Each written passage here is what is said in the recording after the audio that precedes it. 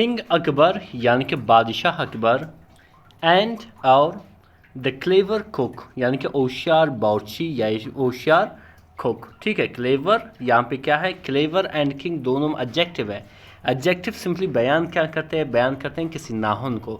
جیسے کہ کیا یہاں پہ کوک اور اکبر جو ہے دونوں ناؤن ہیں. ٹھیک ہے, اکبر ایک پراپر ناؤن ہے یعنی کہ کسی خاص شخص کے لیے استعمال کیا گیا ہے, جبکہ کوک یہاں پہ کامن ناؤن ہے یعنی کہ کسی عام نام کے لیے استعمال کیا جاتا ہے. اینڈ یہاں پہ کیا ہے, ایک کو آرڈینیٹنگ کنجیکشن ہے جس کا کام کیا ہوتا ہے کہ کسی دو لفظ کو, کلاس کو یا سینٹینسز کو ملانا. ٹھیک ہے, ڈفرینس حقیقت میں بہت ہی انٹرسٹنگ سی اسٹوری ہے. جب میں ان کو ٹرانسلیٹ کر رہا ہوتا ہوں تو آپ کو بہت سارے انگلش کے ویکیبلری ملے گا, بہت سارے گرامر ملے گا.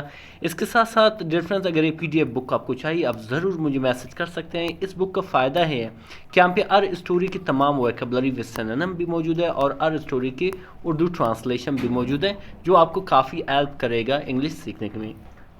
چلیے اسٹارٹ کرتے ہیں اپنی اسٹوری کو.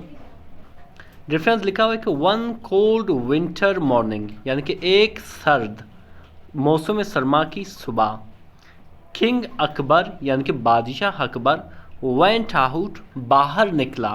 ٹھیک ہے, یا باہر گیا, اس کو ہم اسٹیپ آؤٹ بھی کہتے ہیں, باہر گیا.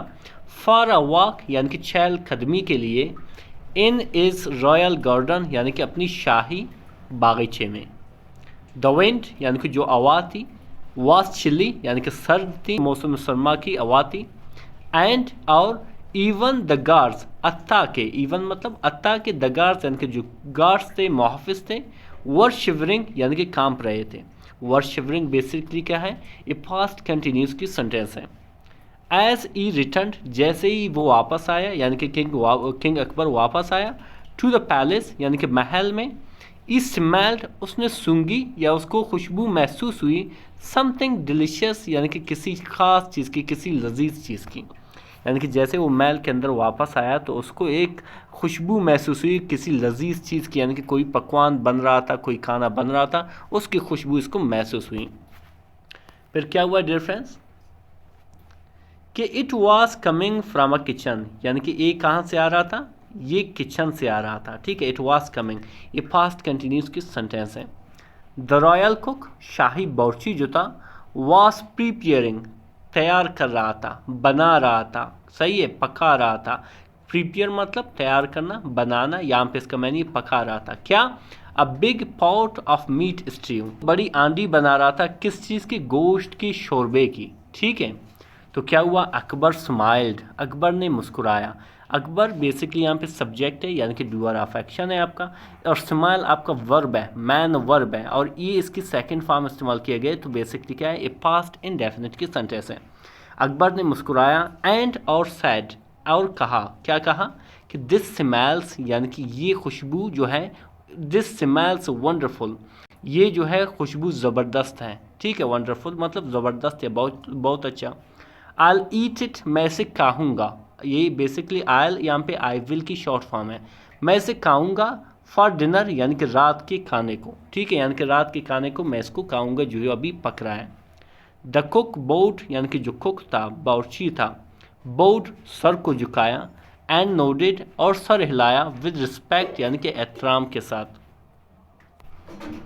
پھر آگے کیا لکھا ہوا ہے ڈیئر فرینڈس کہ دیٹ ایوننگ یعنی کہ وہ شام. اکبر کیم اکبر آیا. کہاں پہ, ٹو دا ڈائننگ ہال یعنی کہ کھانا کھانے والے ہال میں, کھانا کھانے والے کمرے میں. ود از منسٹرز یعنی کہ اپنے وزراء کے ساتھ, یعنی کہ تمام وزیروں کے ساتھ کھانا کھانے کے لیے آیا. ای ٹیسٹڈ یعنی کہ اس نے ذائقہ چکھا. دا اسٹیو یعنی کہ اس شوربے کی. اینڈ اور امیڈیٹلی اور فوراً, فراؤنڈ یعنی کہ غصے میں آ گئی. ٹھیک ہے, اور کیا کہا کہ why does this test blend. ای آسٹ اس نے پوچھا. اینگرلی یعنی کہ بڑی غصے سے. اٹ اسمیلڈ سو گڈ یعنی کہ اس کی خوشبو تو اچھی تھی, ابھی اس کو کیا ہوا ہے. تو کیا ہوا difference, the coke was called یعنی کہ اس باورچی کو پکارا گیا, اس کو بلایا گیا. He calmly replied, यानी कि उसने बड़े आराम से जवाब दिया. Calmly बेसिकली क्या है, एक calmly बेसिकली क्या है, एक एडवर्ब है. ठीक है, एडवर्ब का काम क्या होता है, सिंपली एडवर्ब क्या करता है, किसी एडजेक्टिव, किसी एडवर्ब या किसी वर्ब को डिफाइन करता है, मॉडिफाई करता है. लेकिन यहाँ पे चूंकि एडवर्ब ऑफ मैनर है तो ये हमें तरीका बता देता है कि इस सेंटेंस में ये एक्शन किस तरह हुआ है. यानी कि उसने जवाब किस तरह दिया, कामली, बड़ी आराम से उसने जवाब दिया. क्या जवाब दिया कि यूअर मैजेस्टी जापना the smell was cooked with care, यानी कि जो स्मेल था, जो उसकी खुशबू थी, उसको पकाया गया बड़ी एहतियात से. बट लेकिन द इंग्रेडिएंट्स, लेकिन जो अज्जा थे, जो इंग्रेडिएंट्स थे, जो चीज़ें जो खाने में डालने थे, वर नॉट रेडी, यानी कि तैयार नहीं थे, वो अभी उस कुकिंग के प्रोसेस में था. यू स्मेल्ड ओप, आपने क्या स्मेल की, आपने कौन सी खुशबू महसूस की, आपने उम्मीद की खुशबू सूंघी है, यानी कि महसूस की है. नॉट फ्लेवर, जायके की नहीं. एवरीवन अरहेक, इन द हाल, यानी कि आल में, वॉज कन्फ्यूज, यानी कि परेशान होगा कि ये किस तरह की बात हुई. यहाँ पे डिफरेंस एवरीवन क्या है, एवरीवन एक इनडेफिनिट प्रोनाउन है. ठीक है, तो बेसिकली अरहेक आल में परेशान हुआ, यानी कि थोड़ा कन्फ्यूज हुआ कि किस तरह की बात हुई.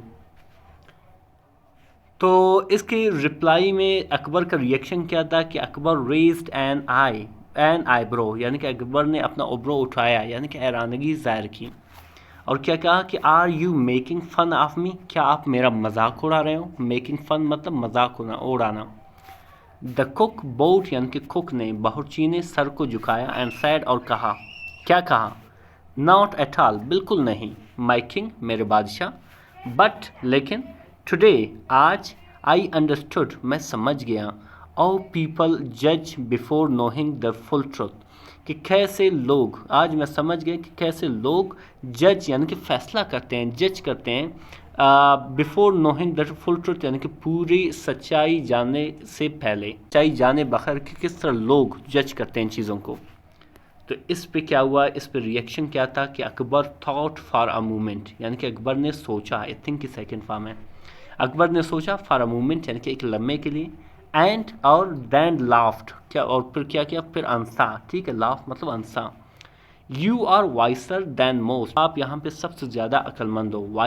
वाइसर, ठीक है, वाइसेस्ट, वाइस मतलब अक्लमंद, वाइसर यानी कि उससे भी ज़्यादा अक्लमंद, वाइसेस्ट यानी कि सबसे ज़्यादा अक्लमंद. ये बेसिकली क्या है, एक एडजेक्टिव है, कंपेरेटिव फॉर्म.